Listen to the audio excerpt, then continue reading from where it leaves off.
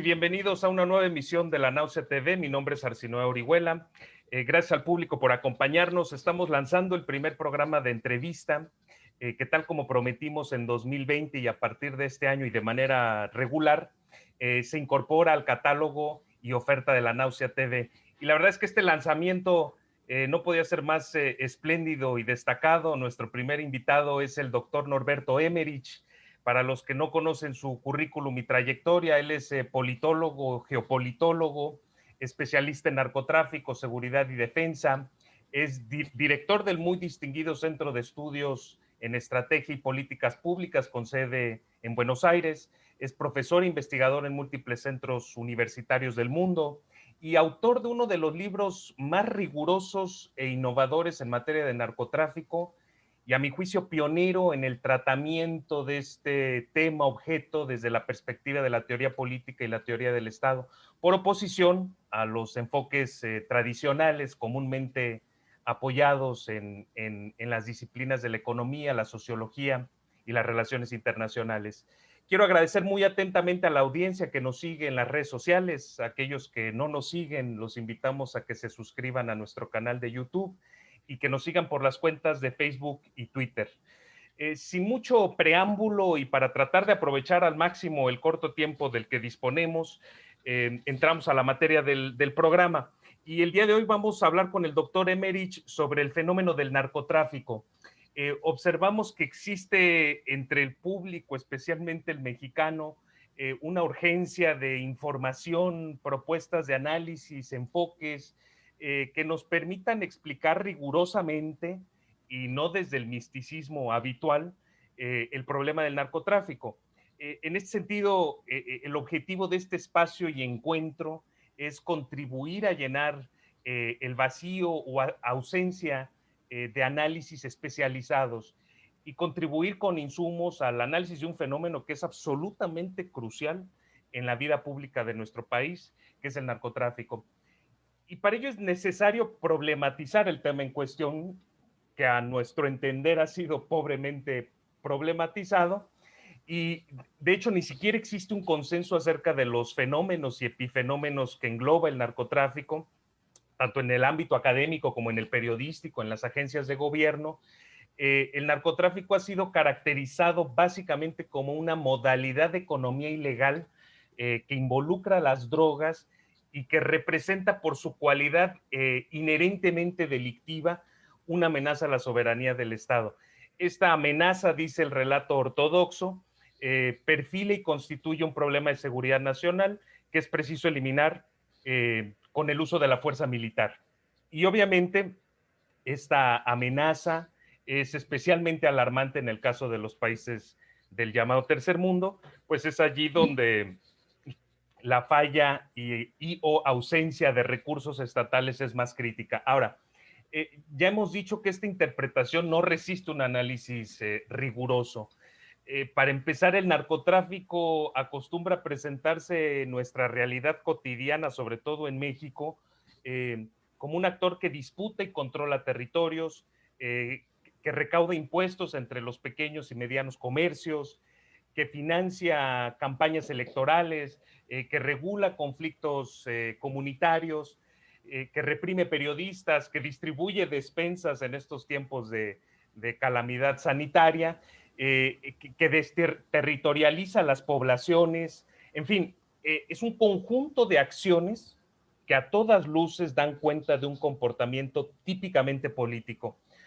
Ahora bien, y ya para cederle la palabra a nuestro invitado, Norberto Emmerich insiste en sus textos que para entender al narcotráfico hay que estudiar al Estado y evitar caer en la falsa conjetura de que el narcotráfico es exógeno al aparato estatal. En ese sentido, te pregunto, Norberto, si el narcotráfico no es amenaza al Estado, ni exactamente un problema de seguridad, ni un tema de drogas o capos de la droga, ni apenas una rama marginal de la economía ilegal, ¿qué es el narcotráfico, digamos, desde la perspectiva de los estudios y de la teoría política, que es a la que se ciñe tu trabajo? Bueno, gracias, Arsinoe, por la invitación y por supuesto es un gusto hablar de este tema.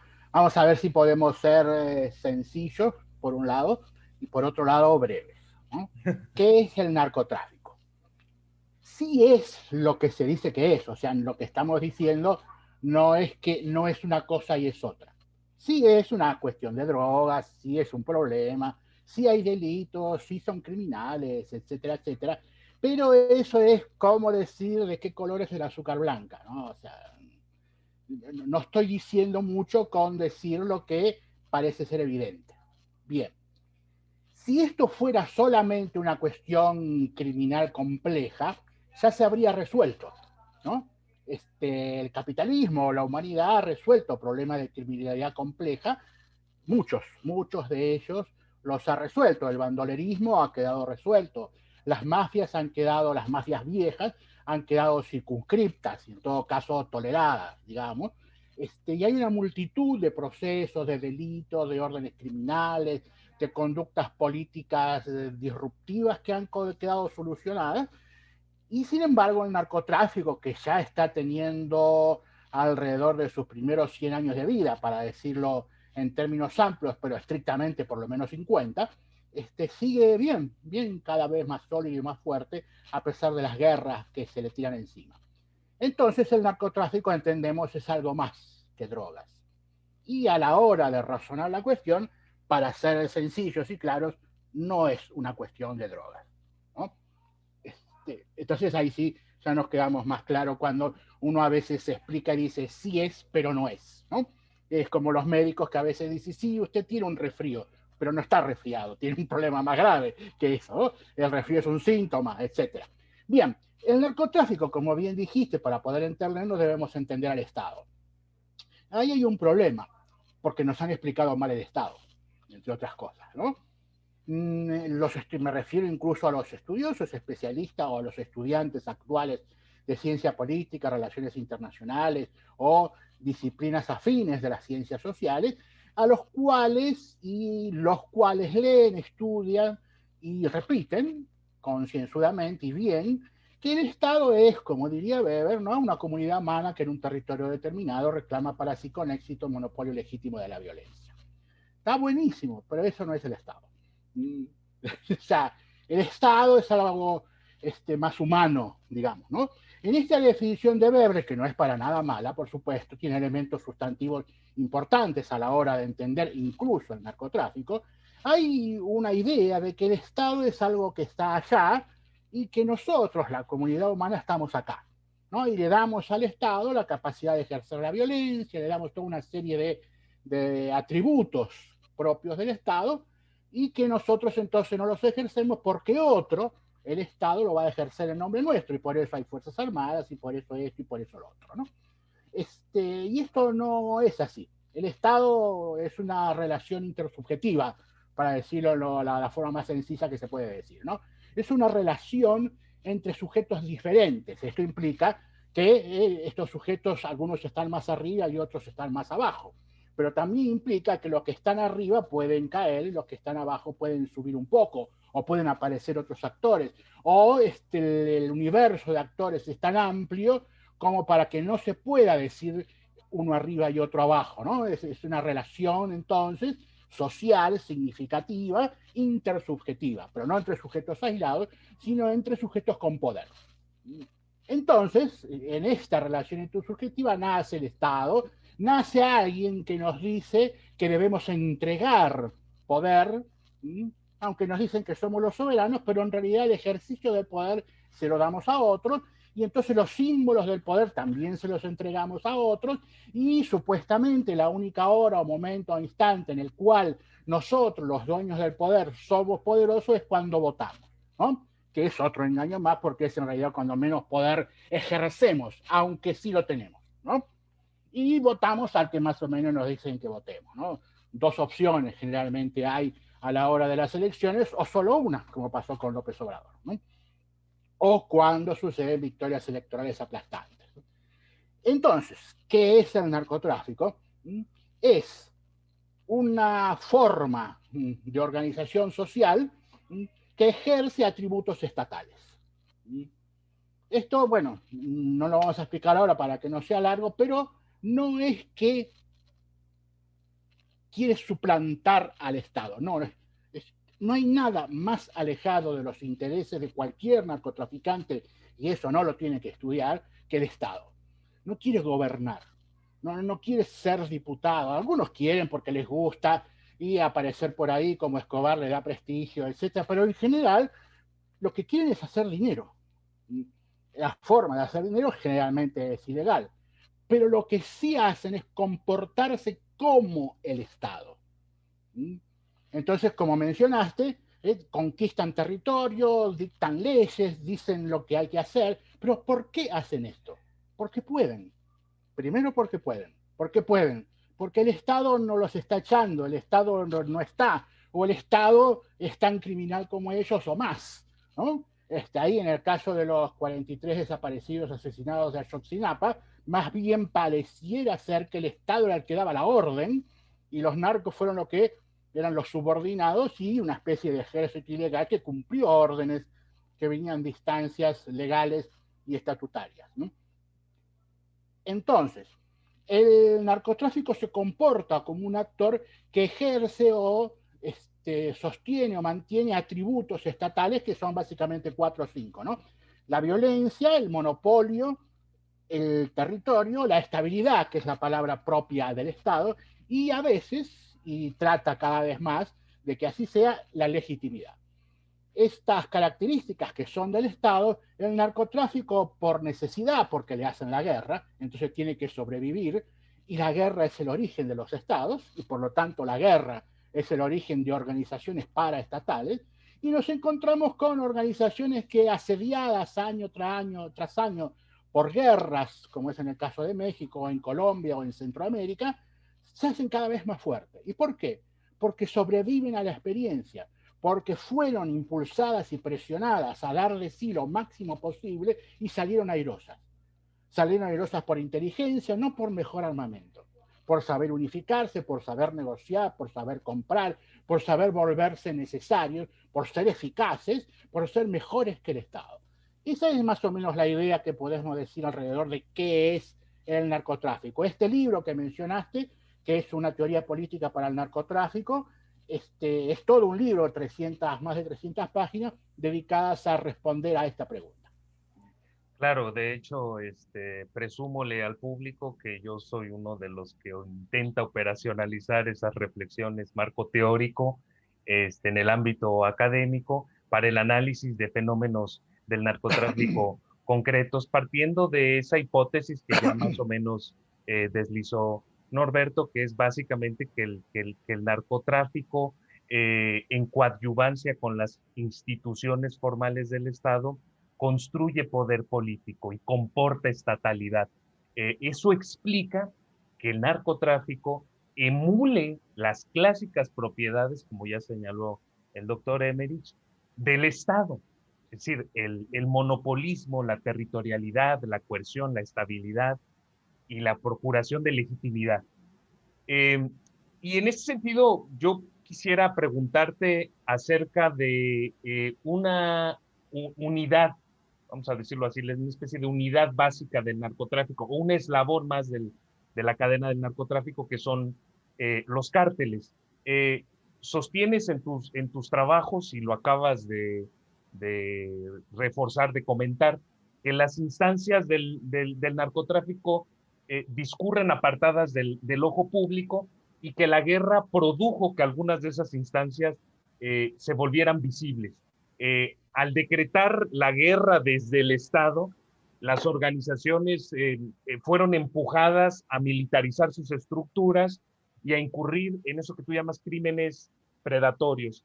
Y esto se tradujo en un nivel de exposición inédito del narcotráfico. Tales organizaciones que se dedican esencialmente al control de territorios y poblaciones las identificamos como cárteles, o ese es el apelativo que a menudo le endilgamos. Y un cártel naturalmente también se dedica a la producción, almacenamiento, venta, distribución de droga, lavado de dinero, etcétera. Ahora bien, algunos especialistas como Luis Astorga han dicho que esta unidad, el cártel, como tal no ha sido suficientemente caracterizada.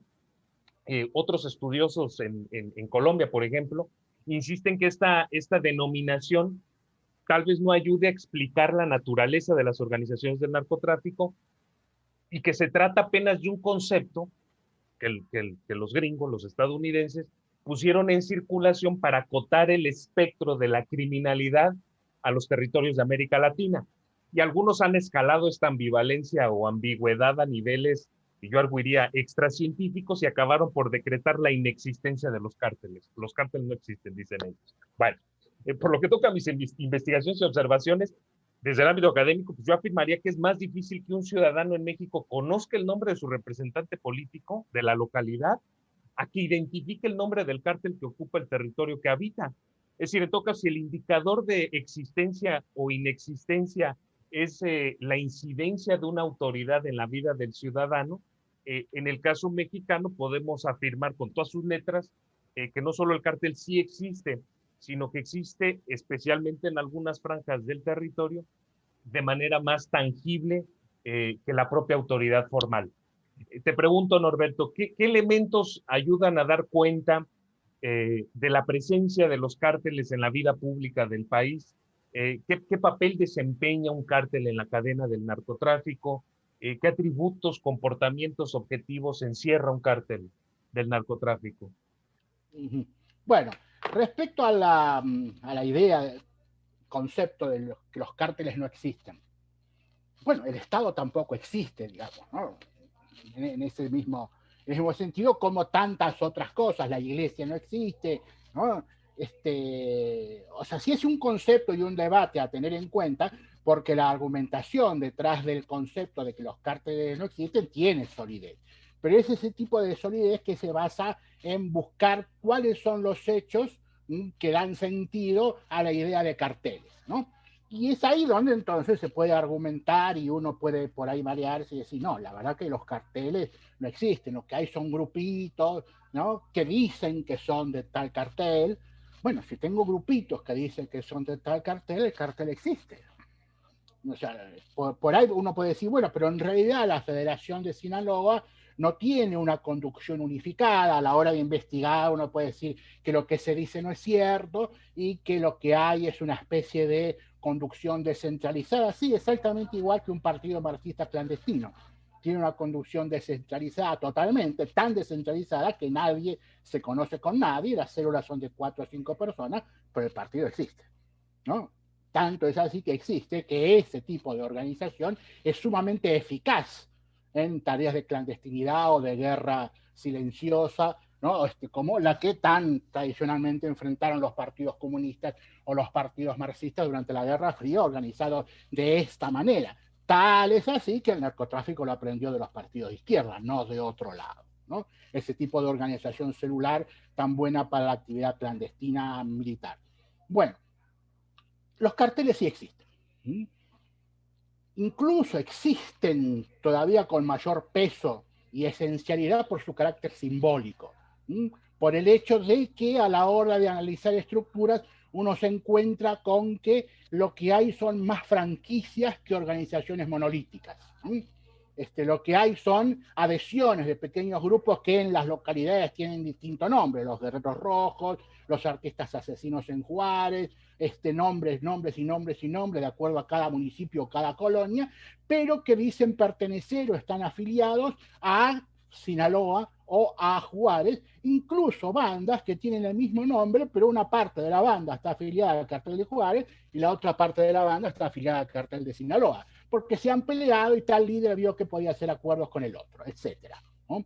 Ahí nos encontramos entonces con un mundo vivo, con un sistema organizacional difícil de seguir porque es totalmente cambiante, porque entre otras cosas el mundo del narcotráfico es muy democrático. Cualquiera que quiere ser narcotraficante puede serlo.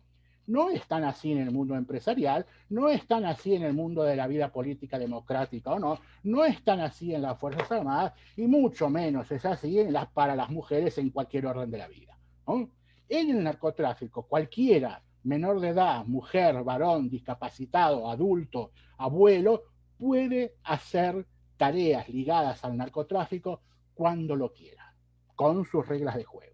Eso ya es una afirmación extendida para los especialistas en virtud de que la idea de gran organización o gran cartel empieza a decaer por su alto grado de peligrosidad, porque ahí se ha enfocado la guerra contra el narcotráfico, o sea, en la captura de los cabecillas y todo lo demás, lo cual ha producido en consecuencia un efecto negativo para la propia guerra contra el narcotráfico, que es la fragmentación, la multiplicación y el efecto derrame, que hace que entonces el narcotráfico, más que moverse como organizaciones, se mueva como una red infinita de pequeñas pandillas, pequeñas bandas y algunos carteles. En muchos países no hay carteles, por ejemplo en la Argentina no hay carteles, pero sí hay narcotráfico y por supuesto sí hay organización, ¿no? La idea o el debate alrededor de si hay carteles o no hay carteles tiene menos sentido en México que en otros países.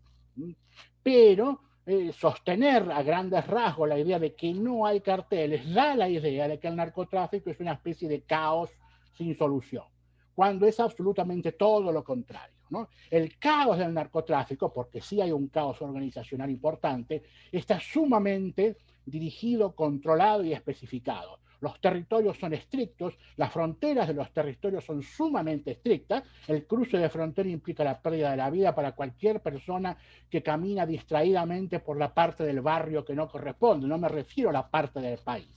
Me refiero a la parte de su colonia, cuando cruza la calle, cuando toca un timbre, cuando saluda a un viejo amigo de la infancia que resulta que ahora es miembro de un grupo narco, pierde la vida.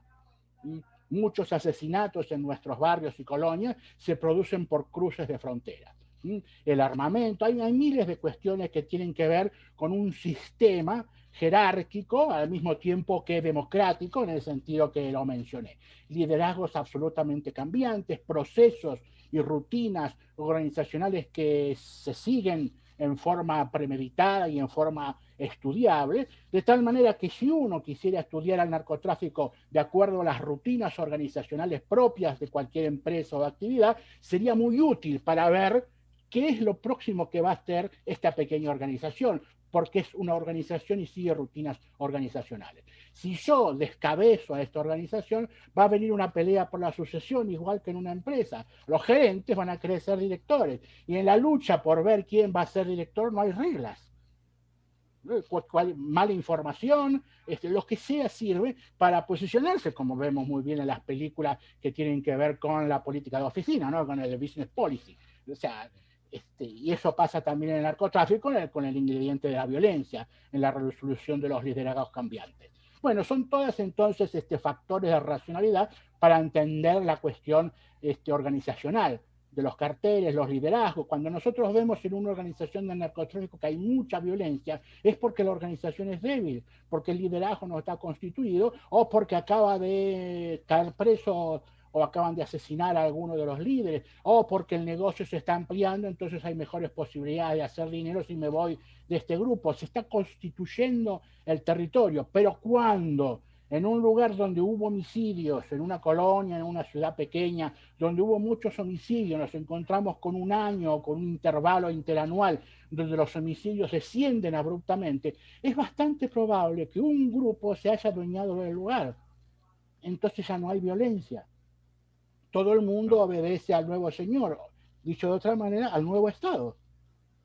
Son nuevas reglas, una nueva moral, como enseñó Maquiavelo en sus obras. El príncipe, una vez que logra una victoria duradera en la batalla contra otro príncipe, define cuál es la nueva moral y cuál es la nueva ley. En el periodo de guerra civil, cuando no hay un nuevo señor y no hay un nuevo principado, no hay reglas, no hay orden. Lo que el narcotráfico trae, por eso insisto en la idea de la estatalidad, es orden. Y los órdenes son violentos. Son los órdenes de la guerra civil, el orden con el cual nació México, el orden con el cual nacen los estados africanos ahora, el orden con el cual nació China en 1949 y del cual ahora todo el mundo se olvida porque China es la primera potencia mundial. Entonces se ven las luces de Shanghái y se olvida cómo nació la guerra civil en 1949, cómo Mao llegó al poder, etcétera, etcétera, etcétera. La guerra civil es el origen de nuestros estados y eso también es importante a la hora de decir, para entender el narcotráfico hay que entender al Estado, para el Estado hay que entenderlo bien y el Estado nace de la guerra civil. Claro. Pues sí, justamente eso que comentas de las fronteras es sintomático de esa territorialidad monopólica de los cárteles del narcotráfico. Dices también por allí que, que la clandestinidad la aprendieron de ciertos partidos. Desconozco si tal lectura es cierta, por atención a mis múltiples amistades y colegas, prefiero no opinar sobre el asunto. Lo que sí es un hecho es que las trayectorias dinámicas y rutinas del narcotráfico claramente emulan los atributos del Estado. Y eso es un indicador de esto que llamamos estatalidad del narcotráfico. Es decir, que no solo que su origen, ¿no? Digamos, discurre al interior de las estructuras del Estado, sino que además coadyuva en la construcción de poder político. Ahora, habrá visto, disculpa, te interrumpo un segundo, habrá visto los carteles brasileños, el primer comando de la capital y el comando Vermelo en Brasil, que son carteles enormes, se nacieron en las prisiones y suelen estar organizados en las prisiones, digamos de otra manera, donde más cómodos están para la dirección de la organización es cuando están presos. Claro. Esa forma de organización la aprendieron de los partidos de izquierda de las prisiones brasileñas, eso es oficial, digamos, ¿no? Todos los estudiosos del tema lo han planteado así, todos están de acuerdo, que lo han aprendido en la época de la dictadura militar a partir de 1964 en las cárceles de Brasil. Mientras los narcos, los dealers que caían en prisión, hacían riñas constantemente, se asesinaban, se mataban entre ellos, veían que los presos políticos, incluso de distintos partidos y distintas organizaciones, estudiaban, se reunían, hacían gimnasia, tenían horarios, eran muy disciplinados en prisión, fueron viendo eso, recibían menos castigos por parte de la policía, manifestaban y pedían mejores condiciones carcelarias y las obtenían, y fueron aprendiendo de eso y se hicieron dueños de las prisiones, de tal modo que en Brasil es bastante frecuente que las prisiones, muchas de ellas, estén comandadas por los propios narcos, incluso con apoyo del gobierno, porque las dirigen mejor que cuando las dirige el gobierno. Hay menos desorden, menos crimen en las prisiones, porque todo está absolutamente controlado, ¿no? Eso es importante saberlo, no es así la experiencia mexicana, no nace de las prisiones el narco mexicano, sino del campo, ¿no? Y de la guerra. Caro Quintero solo tenía interés en traficar marihuana tranquilamente de su campo a Estados Unidos y lo obligaron a convertirse, además de estar 25 años preso, en un líder narcotraficante de primer nivel, ¿no? No pudieron en 25 años sacarle una sola palabra y todavía lo están buscando a ver dónde está. Ese es típico de un comandante militar muy fuerte, ¿no? Pero no fue esa la idea con la cual inició su vida. Solo quería salir de la pobreza. Todos ellos de la misma región, del Triángulo Dorado, salen casi todos los grandes líderes del narco mexicano, pero tienen origen campesino, lo cual también se mezcla con la guerra de los cristeros y toda la historia mexicana. No es simplemente tirar y sembrar la vida de los campesinos en México, ¿no? Claro, y bueno, aprovechando que ya estamos atendiendo temas más concretos, digamos, para tratar de aterrizar este corpus teórico, conceptual, al análisis de la realidad concreta y la actualidad. Hay una serie de acontecimientos y fenómenos que naturalmente pueden ser abordados desde múltiples ángulos, pero bueno, acá nos interesa ensayar el uso o aplicación de la teoría política del narcotráfico, y desde este enfoque, te pregunto, Norberto, ¿cómo se reconfiguraron los cárteles del narcotráfico en el contexto de la pandemia? ¿Identificas algunas mutaciones o cambios en sus trayectorias y dinámicas? Sí, la pandemia obligó a todo el mundo, o sea, todo el mundo significa el aparato del Estado, el aparato empresario, las empresas y la actividad económica del país, y las personas a quedar encerradas. En todo caso, en México la calle pareció estar ocupada, pero quedó ocupada por la gente que inexorablemente necesita vender en la calle para poder sobrevivir el día a día. Pero en general hay una parálisis expandida de toda la actividad en todos los órdenes de la vida. Esto para el narcotráfico al principio supuso un golpe fuerte porque la frontera norte quedó tancada, no cerrada simplemente, sino abruptamente cerrada por ambas partes, y entonces el tráfico prácticamente se detuvo, ¿no? Por otro lado, nos encontramos con que el narcotráfico empezó a tomar algunas actividades que tenían que ver con la solidaridad y el apoyo a las poblaciones, algo de esto monitoreado e incentivado por liderazgos locales opositores al gobierno, para que con esto se pudiera ejemplificar la ineficacia de la actividad de gobierno y todo lo demás, pero esos fueron episodios transitorios que fueron dando paso luego a la idea de que el territorio estaba vacío, el territorio estaba disponible, los negocios Claro. seguían estando ahí, las políticas del gobierno de seguridad son inexistentes, para decirlo sintéticamente, no están así, pero son inexistentes por un lado, y por otro lado también es importante remarcar la idea politológicamente racional de que si una mafia del poder decayó, lo cual es cierto, ¿no? Los antiguos señores y varones de la economía mexicana y sobre todo de la vinculación entre política y economía en México perdieron poder. No es que se fueron, no es que son pobres, no es que se exiliaron, pero dejaron de tener los puestos de relevancia decisional como la que tuvieron hasta ahora y tienen que entrar entonces en un juego en el cual deben lidiar con nuevos aparatos de gobierno, pero estos aparatos de gobierno necesariamente tienen que convertirse en una burocracia corrupta. No hay otra forma de manejar el Estado. Son nuevos grupos, nuevas personas, nuevas capas emergentes, sobre todo de cierto nivel juvenil, un poco más de 20, 30 años, recién recibido de las universidades, quizás ni eso, en estudios y demás, que forman parte entonces de lo que en Venezuela se llamó la boliburguesía, la burguesía bolivariana. Ahora hay que crear el aparato del Estado con gente que se va a experimentar, capacitar y formar en la administración pública, estando en la administración pública, no antes. No vienen ahora los especialistas de Harvard y etcétera, etcétera, sino que hay que hacerlo con la militancia que se fue acercando últimamente. Eso Sí. implica también entonces un cierto desorden, un cierto caos en el aparato del Estado. Esto es un territorio muy fresco para el narcotráfico. El narcotráfico no está, por supuesto, compuesto por intelectuales ni por personalidades formadas en las academias mundiales. Está formado por personas atrasadas, de poca cultura, campesinos, sobre todo en México, y se le han agregado toda una serie de corporaciones intelectuales, académicas, técnicas, sobre todo, para tener mejor capacidad de desempeño en sus actividades, ¿no? Debe haber también incluso analistas y de todo tipo por ahí, de tal manera que en este tiempo de pandemia el narcotráfico avanzó muchísimo, definió territorios, vemos cómo las estadísticas de homicidio crecieron más en el año 2020 que en el 2019 y todo predice que el 2021 todavía los homicidios van a crecer más, incluso tomando en cuenta que los homicidios cometidos por el Estado son muy inferiores a lo que eran históricamente. Por lo menos hasta ahora no se tiene mucha noticia de que el nivel de criminalidad organizada ejercido por el Estado tenga o mantenga el mismo nivel de indicadores que tenía en el pasado. Eso sí ha cambiado, por el motivo que sea, ¿no? Hay muchos que dicen que forma parte de la política del gobierno de López Obrador tener una defensa de los derechos humanos en el ejercicio del monopolio de la fuerza por parte del Estado. Otros decimos que lo que hay es una ineficacia general en la aplicación de la ley y entonces eso implica no violación de los derechos humanos simplemente porque la ley no se aplica. No hay uso de la fuerza.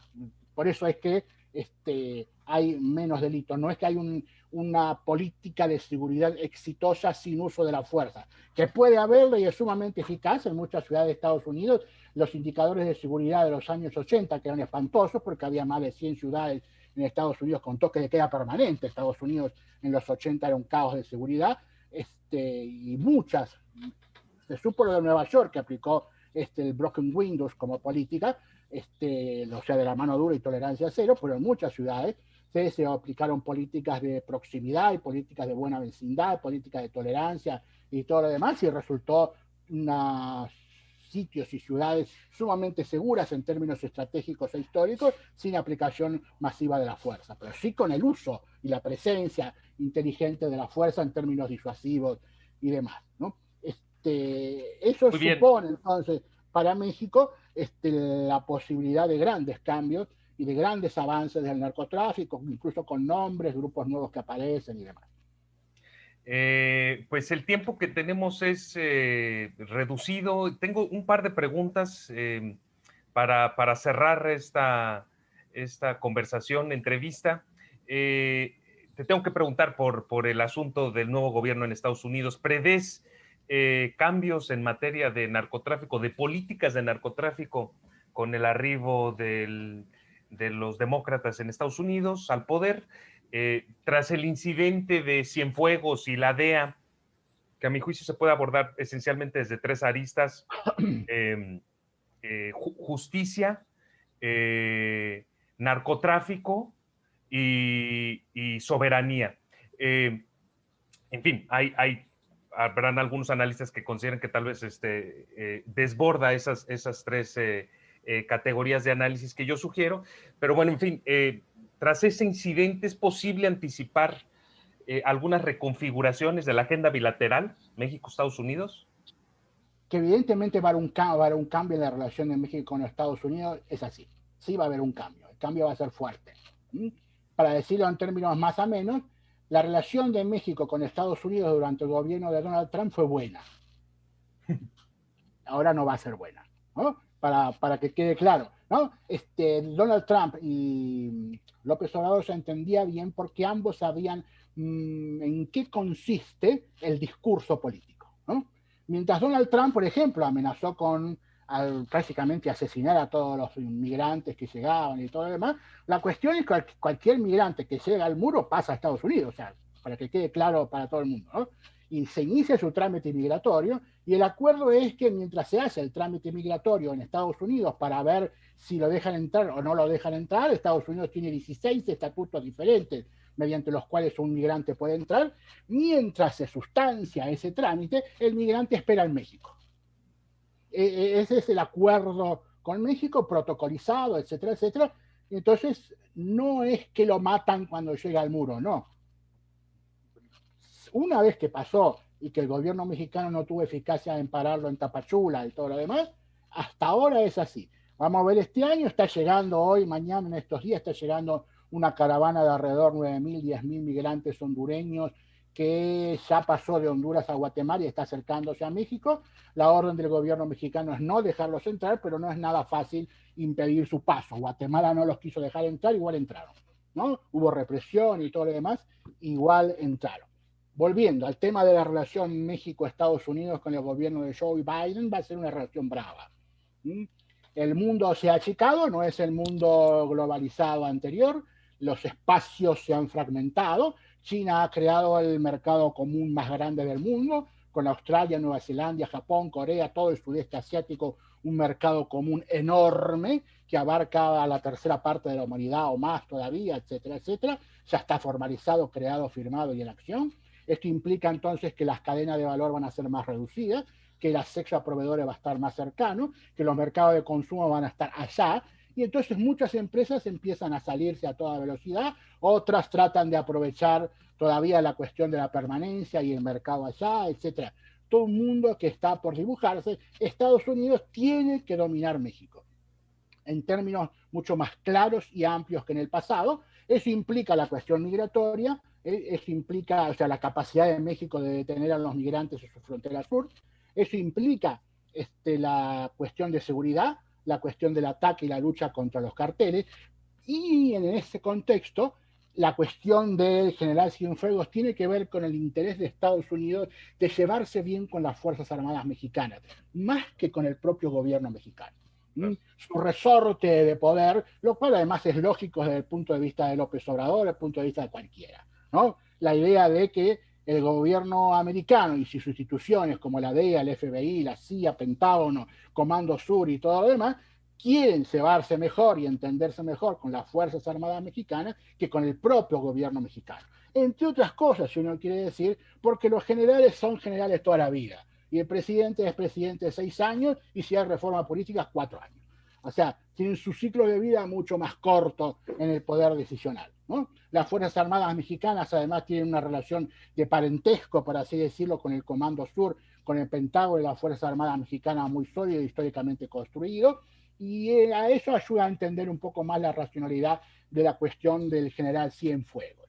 ¿Qué implica esto en la cuestión con el narcotráfico? Es evidente que el narcotráfico mexicano está amparado en las Fuerzas Armadas. Uno puede decir en el gobierno, sí, hay lazos con el gobierno, estos lazos son más fuertes a nivel local, con gobernadores o presidentes municipales, donde el grado de criminalidad de ambas partes casi es el mismo, pero los lazos sólidos, estratégicos, y geopolíticos son con las Fuerzas Armadas. Así se entiende, por ejemplo, la fortaleza que tiene el cartel de Jalisco Nueva Generación y el grado de violencia, el grado de preparación militar e incluso la penetración geopolítica. El cartel de Jalisco Nueva Generación es el primero y el único que ha penetrado con solvencia en el Distrito Federal. La Ciudad de México era considerada una ciudad sin narcotráfico hasta hace 5 segundos, ¿no? Y hoy es un territorio de disputa entre el cartel de Jalisco y la Unión Tepito. No hay mucho más, ¿no? Hay un montón de agrupaciones y banditas que se van afiliando más a la Unión Tepito por ser más propia del DF que al cartel de Jalisco, que es un cartel jalisciense, ¿no? Pero que es un cartel amparado en la Sedena y sostenido por sectores, no digo las Fuerzas Armadas, pero sí sectores de las Fuerzas Armadas. En ese contexto, la salvaguarda de la figura del general Cienfuegos es importante. Y lo que hace López Obrador puede no ser del gusto de, pero es lo lógico que haga, desde el punto de la salvaguarda de los intereses mexicanos, y los intereses mexicanos están muy atados a los intereses americanos. Hasta donde yo estoy viendo las primeras actitudes que está teniendo López Obrador con el gobierno americano me parecen correctísimas, ¿no? Está como tomando cierta distancia, se está dando cuenta, digo, perdón por decir se está dando cuenta como si López Obrador tuviera que darse cuenta de algo, ¿no? O sea, sí entiende a cabalidad que hay un cambio, que las relaciones personales que tenía con Donald Trump ya no sirve, ahora está tratando con el establishment americano, con el deep state en serio, mientras claro. Donald Trump era un avenedizo marginal que nunca llegó a controlar casi nada del poder americano, y que entonces conviene que México se retraiga un poco, ¿no? La pandemia lo ayuda, etcétera, pero es una situación delicada porque Estados Unidos va a apelar a la multilateralidad para obligar a México a adoptar conductas que muchas veces no va a querer adoptar. Claro, y también eso explica que haya decidido, el timing, ¿no? Que hayan decidido hacer toda esta operación de, entrecomillado, exoneración del general antes del fin de la administración de Trump y del arranque de la nueva administración, como una forma de decir borrón y cuenta nueva. Cerramos los capítulos que se vienen arrastrando de la gestión anterior y arrancamos con una nueva relación libre de esas injerencias. Yo entiendo que los argumentos favorables a que la corrupción y que empezamos a defender a la mafia de vuelta y que esto, que lo otro, son plausibles, pero son enteramente ideológicos. No es que estén equivocados, pero no se entiende la magnitud del problema.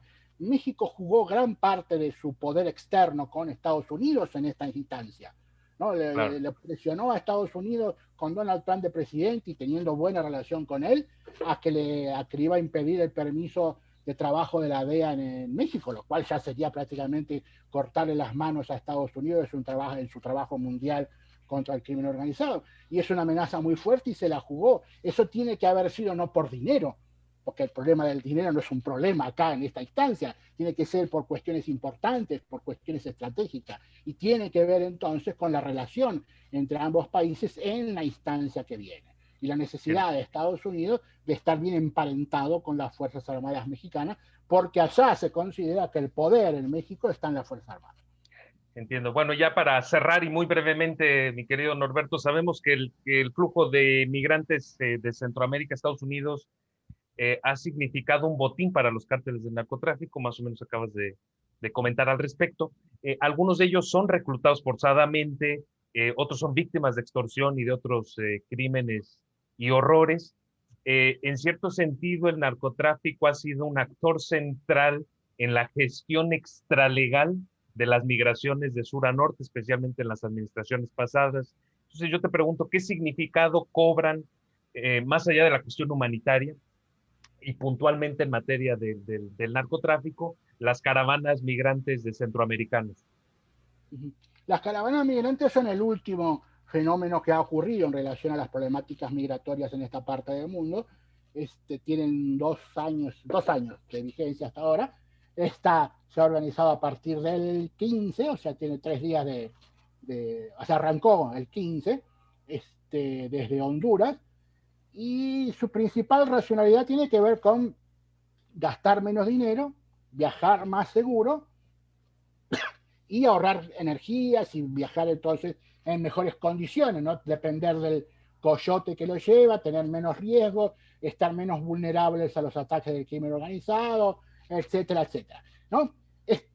Eso inocentemente no implica entonces que el crimen organizado se dio por derrotado y se alejó de la cuestión migratoria y ya no se dedica más a estos negocios. Simplemente hay un reacomodamiento de las actividades del crimen organizado en relación con las caravanas migratorias.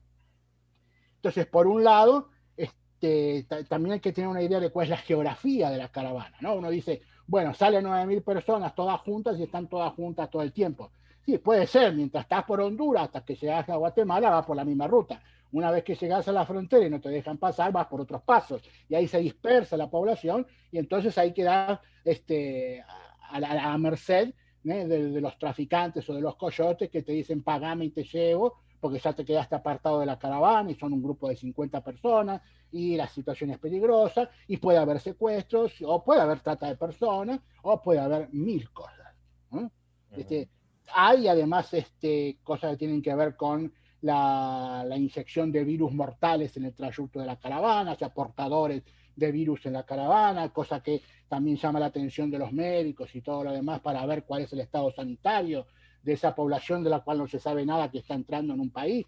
Es una situación sumamente compleja porque la caravana ya es una masa de personas, no son migrantes, ¿no? Sino que es una columna migratoria, ¿no? Esto implica que poco a poco se van sumando abogados, defensores de derechos humanos, una multitud de gente hasta que llegan a la frontera y al parecer desaparece todo tipo de apoyo y quedan colgados ahí en Mexicali, en Tijuana, drogándose en las esquinas, viendo si consiguen algún trabajo, perdiéndose. Es un mundo bastante horrible, el mundo del siglo XXI, pero hasta aquí es donde la humanidad supo construir esto. Muy precariamente. Bueno, quiero agradecerte muy atentamente por tus valiosísimas y quirúrgicas reflexiones. Son muy importantes, ¿no? Estas